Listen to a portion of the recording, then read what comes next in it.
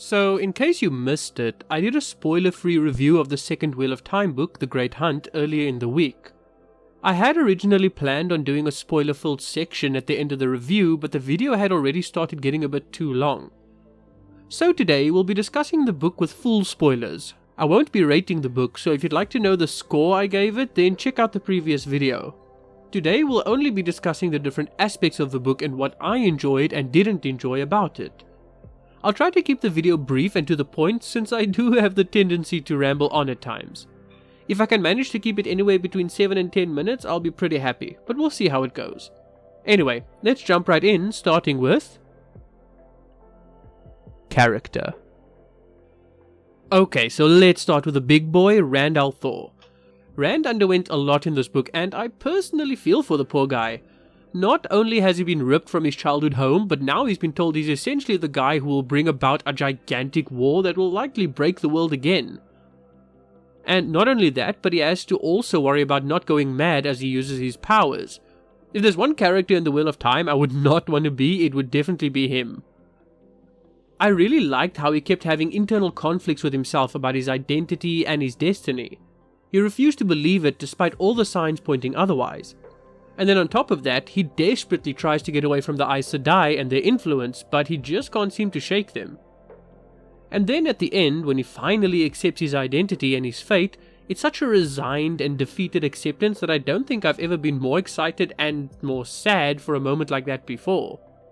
Moving on to the others, Perrin didn't get a lot of expansion, though it kind of seems like he's begrudgingly accepting his identity as a wolf brother as well. I hope the next book has more of him since his abilities are super cool and I'm really excited to see more of it. Mat gets very little growth, but he does seem a lot less moody and like he's back to that lovable scoundrel role he was set up as at the beginning. There's not much more to say on him though, except that I can't wait to see what makes him unique like the others, and I have a hunch that the dagger will have something to do with it. On to Egwene and Nynaeve. While they didn't grow much, we did get to see some development of their abilities. I do like that at the end of the book it seems that Egwene has finally started to move on from Rand. I think it would have been far too boring if they ended up together, since it basically cuts out any potential romantic tension to have the protagonist's love interest set from the get-go. Now, on to some of the new characters. Elayne and Min, while not new characters, did get a lot more development here. What frustrated me, however, was just how quickly each of them fell for Rand. Like, I get it, he's the protagonist, but does he have to have every girl fawn over him? Okay, so love triangle complaints are more for the plot section, but damn, I hope this doesn't continue for much longer.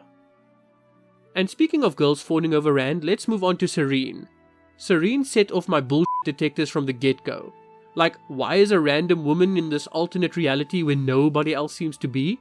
And she just happens to know how to kill Grolm and where to go? Now, I didn't see the Lanfear reveal at the end, but when it happened, I wasn't too surprised. That girl had sus written all over her. And finally, I'd like to touch briefly on the supporting cast. Verin Sedai was interesting, though nothing compared to Moiraine. Hurin was a nice enough guy, and I wouldn't mind more of him in the next book.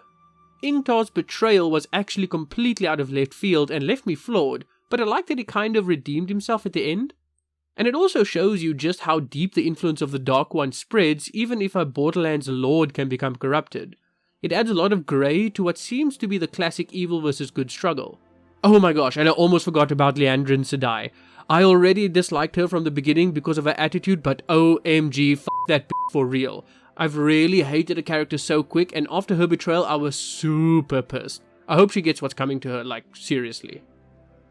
Anyway, let's move on. Plot.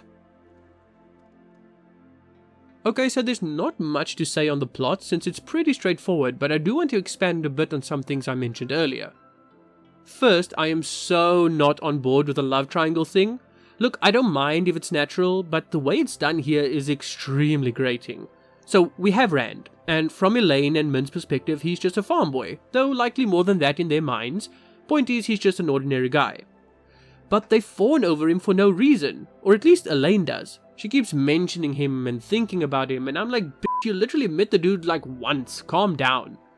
Min doesn't go on about it too much, but then at the end, she's pretty much fallen for him too. And I'm sitting there like, do either of you even know the guy? You've barely had more than an hour of conversation between him and yourselves in the past, but you're already head over heels? Why? I don't mind love triangles if done well and if it feels natural, but this was just way too artificial. Okay, next I want to discuss the Seanchan. I hope I said that right. I really like the introduction of this new threat, and it makes sense considering how Randy's ta'veren. I also like how they handle women who can channel, since it kind of makes sense that a nation somewhere would seek to weaponize it in this way. All through the first book I was thinking, okay, so all the kings of the world are kind of just ruling at the whim of the Aes Sedai? What's stopping them from just seizing power? And then the Seanchan came with their leashes, and I applaud their tenacity and resourcefulness. It's still horrible and inhumane, don't get me wrong, but when it comes to politics and power, it pays to be ruthless. And before we move on to the next section, I'd like to say that I really enjoyed that the Horn of Valir was blown at the end there. I think it would have been too much of a tease to leave it for a later book, and considering Matt is the one that did it, I really look forward to his role in the larger story. Anyway, moving on. World building and magic. I'll be combining the world building and magic sections here since they're kind of related to one another, and because there isn't much I want to say on each, so I'll just put them together. Also, I won't be including the structure section since that doesn't really touch on anything regarding spoilers. See my spoiler-free review for my opinion on that. So like I said in my spoiler-free review, the magic wasn't explained very much due to the fact that Rand doesn't have a teacher. I like that we saw some training with Egwene and Nynaeve though.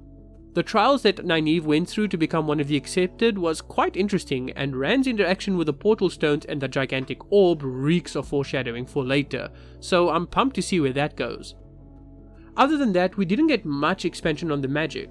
Egwene can apparently find ore in the ground, and her training at the hands of the Seanchan seems to have made her a much stronger sorceress at the very least. In terms of world building, the biggest thing is obviously the introduction of the Seanchan. It's clear that whatever pull Rand has on the weaving of the wheel has pulled this nation's attention to where our heroes are. I really like how different the culture feels and how significant they seem. And while they were defeated by the White Cloaks at the end, I do think they'll end up playing a much larger part of the series. I mean, you don't just introduce a nation with the power to control Aes Sedai like they do and forget about them after just a single battle. And other than the Seanchan, we seem to also be diving more into the political nuances of the world as well. The Great Game of Houses was very pronounced in Caerhien. Am I saying that right? I'm not sure. And I hope that this theme of political discourse continues as the series goes on. We also got to meet some more Ogier and see their culture, as well as meeting the mysterious Aiel, who seem to be moving about the world as well. I hope we get to see more of the different cultures in the world, since I find those incredibly fascinating. Other than that though, not much else stands out to me in terms of world building and magic. Overall, I really enjoyed The Great Hunt, and I can't wait to read the next one. I wanted to keep the spoiler-filled and spoiler-free sections in one video, but as you can see, combining the two would have resulted in a very long review. Let me know what you thought about splitting it the way I did in the comments below. And remember that you can buy the books I talk about via the affiliate links in the description as well.